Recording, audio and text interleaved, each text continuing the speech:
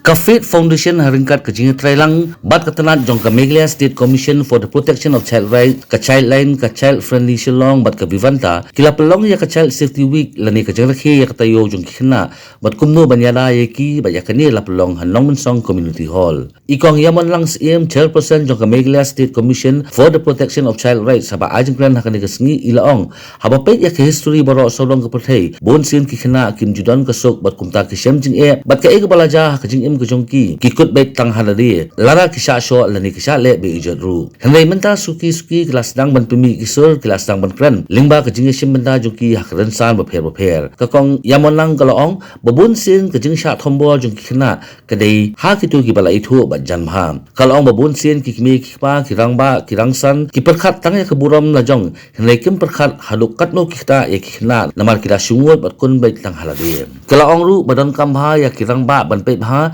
ban hikai ki khun ki ti khang bakum kini ki aka kinum jashu pilate pi ka history jom ki Khynnah ki pet song sa ba ka perthai Bunsien ki pet ki por ki blale kim judan kasu ya no voice takadaw kishamji ke ba everything baki ki slow baki ki baja ki jing ki jom ki be ki shuru be in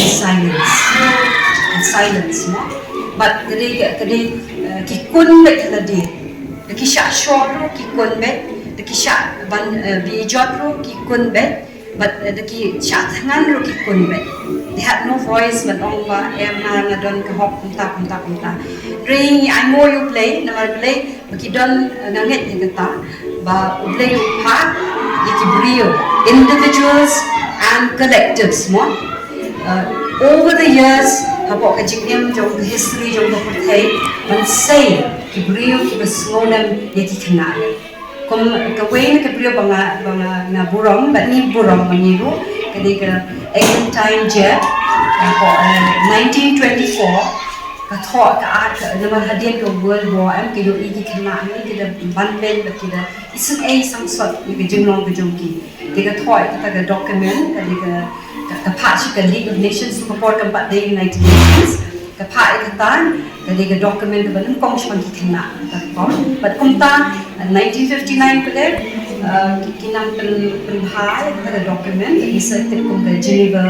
Declaration right jong ka Declaration of Child Rights and then ter pade namar pamjucha hak to ka jogo por ne ke ko fat babha kiyaiman kiyaiha you even in 1989 pada isa once the United Nations Convention on the Rights of the Child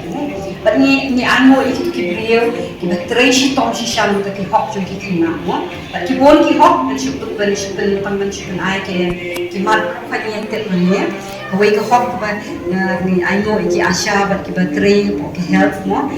the right to life, the right to survival mo ka no fi treshi tong tan mi dang kren tindia ba na do ki kme ki dang pun ki kon ro kata we are trying but whether the government ki brio ne policies ki plans ki bon ki ba train um ki hok ba ki Khynnah kin yo im na do dang le na do dang pun ka kne nama otherwise kin yo ki kne ki ba biang ka bang ke bang